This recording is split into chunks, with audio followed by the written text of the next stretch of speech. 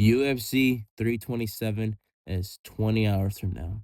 And we, as the MMA community, are going to witness history in the glorious moment in the light heavyweight division. But first, I have to give you guys my predictions from obviously Charles Racky versus Francisco Prado to Yuri Procházka and Carlos Ulberg. So let's get into it. And I'm being 110% honest. There's some fights that I'm just going to give my instant prediction because I don't want to break down the fight. So let's get into it. Charles Racky versus Francisco Prado. Racky by UD 29-28. Prado is a full-on blockhead. He gets hit way too fucking much. Racky has good hooks, and Racky could drop him in the second or third round. Next fight, Kevin Gastelum versus Vicente Luque.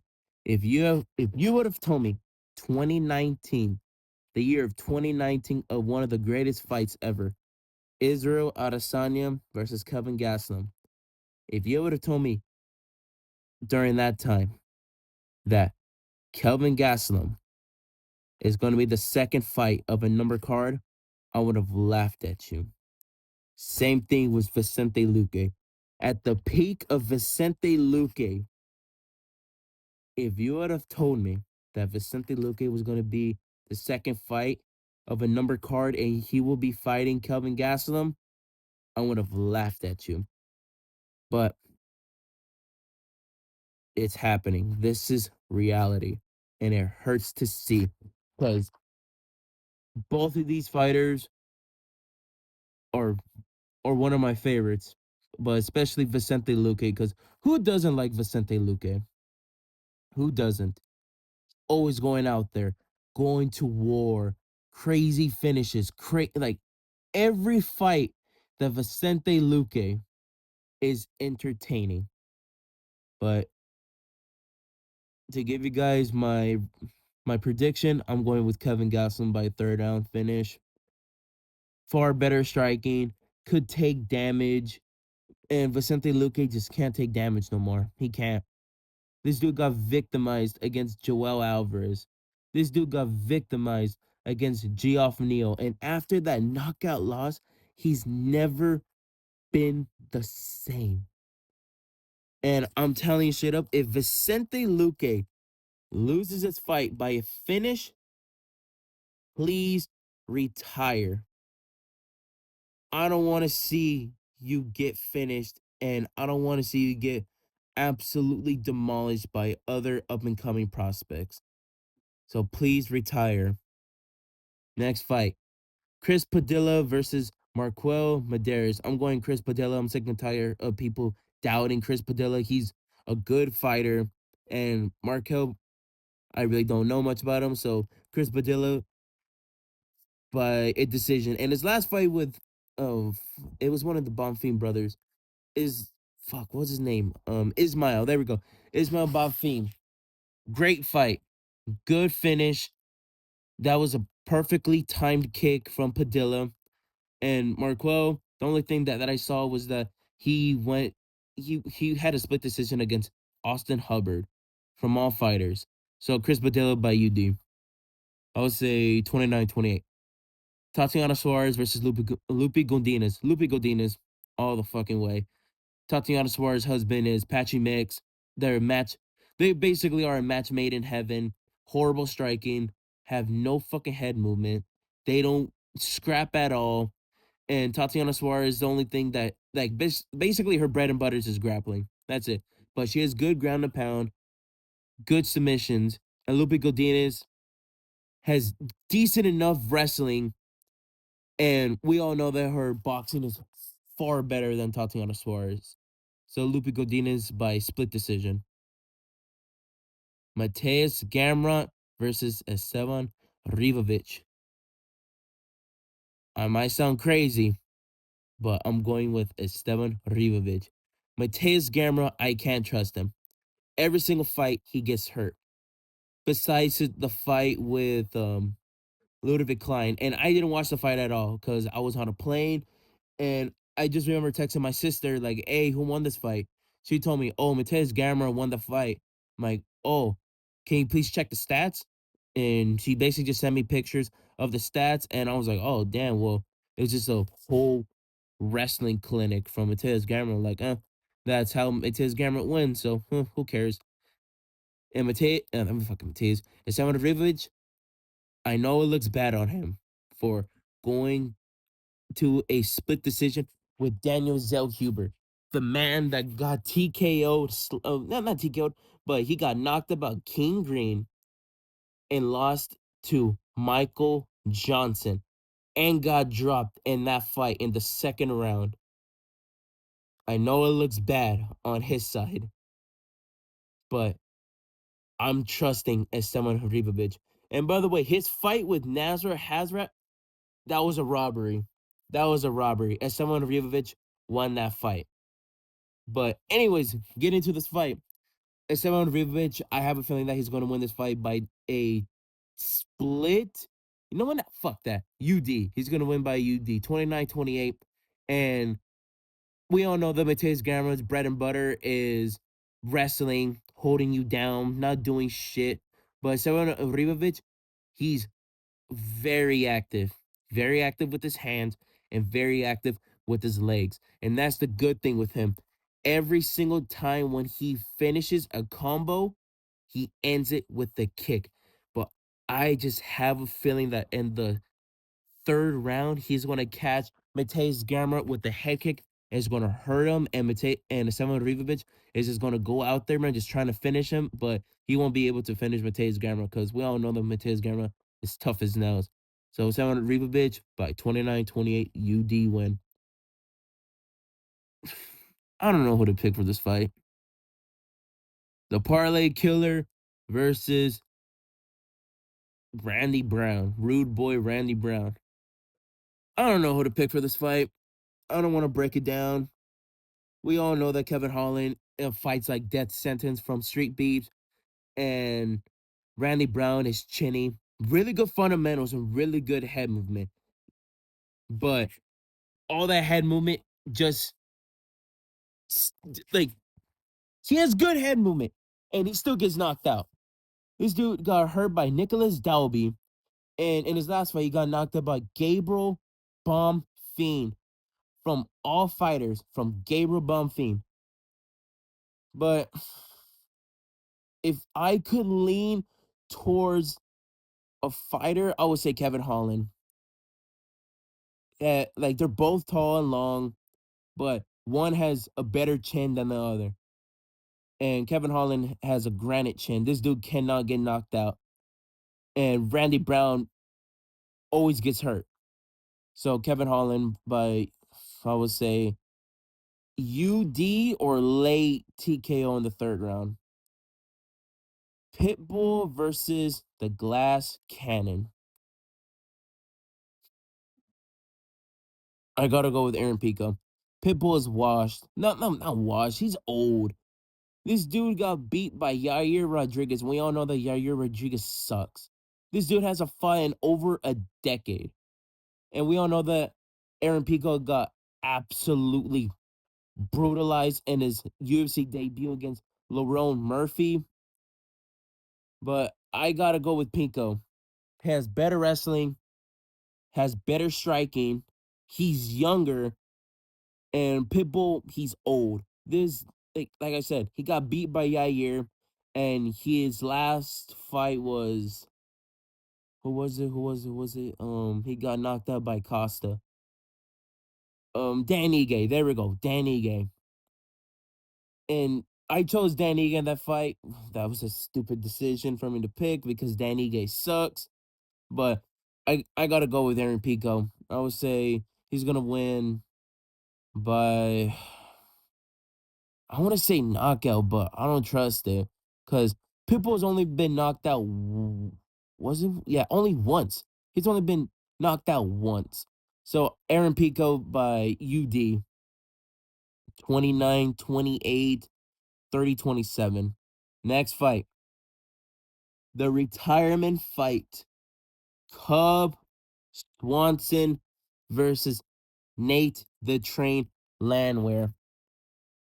I remember growing up watching Cub Swanson fight, and he is one of my favorite fighters. I would say at least top 15 favorite fighters of all time. And Nate the Train Landwehr, just a fighter. Like he's just a dude that loves to fight. Okay, he's just a dude that loves to fight. He loves to go out there and scrap, get knocked out. Well, gets knocked out, or he's just brutalizing you. But if I could pick someone, I gotta lean with Cub Swanson. He's far more dynamic than Nate Landwehr. Nate Landwehr, like his last fight against Morgan Charrier, that is just stuck in my head. Cause Morgan Charrier is not good. Okay, he's not a good fighter, and Nate the Train just gets hit way too fucking much. He gets hurt way too much and gets dropped way too much. And Cub Swanson has only been finished how many times? So, oh, not to Moicano. I would say he's been finished like 5 times in total of his career. And he's only been TKO'd 2 times. He got TKO'd against Giga Chikadze by a body shot and got leg TKO'd against Jonathan Martinez. You actually know what? No, he got finished by Jose Aldo in like 7 seconds by a flying knee. That's the only 3 knockout losses that he actually has. But I gotta go with Cub Swanson by a knockout in the I would say in the second round by something like spectacular, like a spinning fucking heel kick or something like that. It's gonna knock out Nate the Train. But I would love to but I would like Nate the Train to win because we all love his fucking speeches. Nate, oh my god, man. Fuck. Johnny Walker versus Dominic Reyes. Instead of someone's O got to go, it's someone's chin got to go. Both both fighters are chinny as fuck. Dominic Reyes, like, okay, I love Dominic Reyes, but the thing that annoyed me is the fact that John Jones robbery loss affected him so much. That's the thing that annoyed me with him because this dude had so much potential to win the belt against Jan Blachowicz, and I forgot what fight it was, but he did mention that the John Jones loss affected him, and that shit annoyed me because we all know that he can John Jones lost that fight, but who gives a fuck? And Johnny Walker, chinny as fuck, he's retarded as fuck. He has good wins, and I remember his upcoming people were like, dude, he's gonna be the man he's the man going to he can dethrone John Jones. Then he got TKO in the first round by Corey Anderson. And I remember watching that fight, but what annoyed me was the fact that I walked to my room and all of a sudden I heard my mom, well, not my mom, but both of my parents fucking screaming, "Oh my god, he's hurt!" I'm like, is it Corey Sanhagen that's hurt? And I'm thinking Corey Sangan, I'm thinking Corey Anderson that's hurt. And then I walk inside, and then I fucking enter the living room, and fucking I see Corey Anderson yelling at Johnny Walker. I'm like, dude, there's no way that Johnny Walker lost. There's no way. And yeah, and ever since that fight, he's never been like I can't really say that he's never been the same, but he's just chinny as fuck, man. But Dominic Reyes affected by John Jones and Johnny Walker just chinny as just he's just chinny. And like, if I could lean towards a fighter, I would say Dominic Reyes. Ah, fuck, man. But I can also see Johnny Walker like landing something stupid. Like Dominic Reyes has better fundamentals than Johnny Walker. But the thing with Johnny Walker as well is that he's very unpredictable. Mm, fuck it, man. Johnny Walker, first round knockout.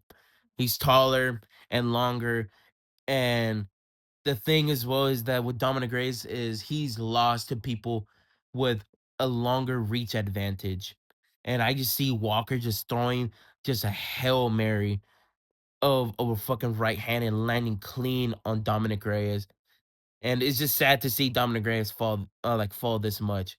So Johnny Walker, third round, not third round, first round knockout win. Next fight, Curtis Blades versus Josh Hockett. I'm telling you straight up, I like Josh Hockett, but after me hearing his interviews, I just wanted to fucking jump off a building. That shit was so fucking cringe, but we want a fighter that has a personality, and Josh Hockett has it all. But I'm telling you straight up, I think that they're pushing Josh Hockett a little bit too much. They're basically pushing him like a Darren Till.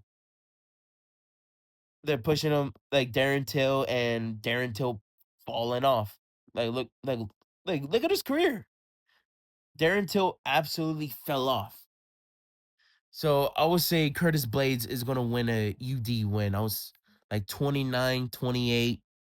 You're like, yeah, you know what? Yeah, straight 29-28. Or you know what? Curtis Blades could finish him. Because I just have a feeling that Josh Hawkins is going to go out there trying to give everything he's got in the first round, then get absolutely winded. You know what? Screw it. Curtis Blades second round knockout. Like TKO ground and pound. Like I just see the same scenario that happened with Gelta Almeida and Curtis Blades. Yeah, Curtis Blades TKO in the second round. Next fight. Azamat Murzakanov versus Paulo Costa. Originally, I was going with Azamat Murzakanov, but I don't know, but I got that feeling that Paulo Costa is going to catch him because the height difference is significant. Like Murzakanov is 5'10". Yeah, 5'10". Paulo Costa is like 6'1", 6'2". And we know that Paulo Costa absolutely improved. So I thought that Roman Kopylov was going to beat the shit out of Paulo Costa, but now Paulo Costa proved a lot of people wrong. And Azamat Murzakanov obviously knocked out fucking Alexander Rakic, and I don't understand. I never understood Alexander Rakic's hype, man. Like thinking hype. This dude fucking sucks. I don't care what people say.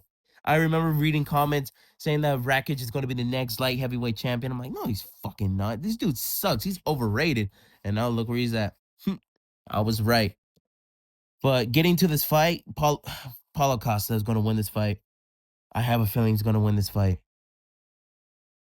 We might witness an absolute masterclass from Paulo Costa.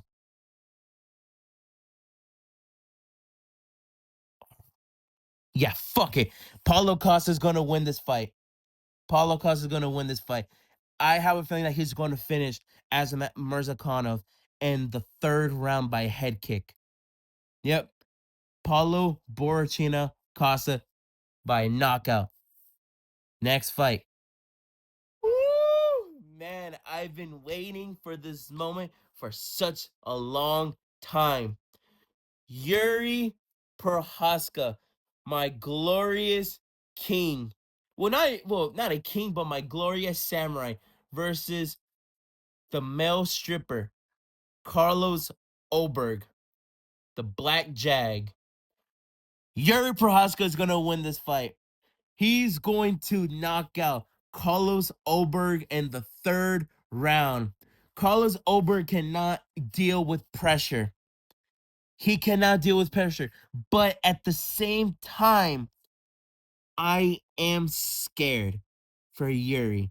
Because we all know that Carlos Ulberg has a nasty left hook. Nasty left hook.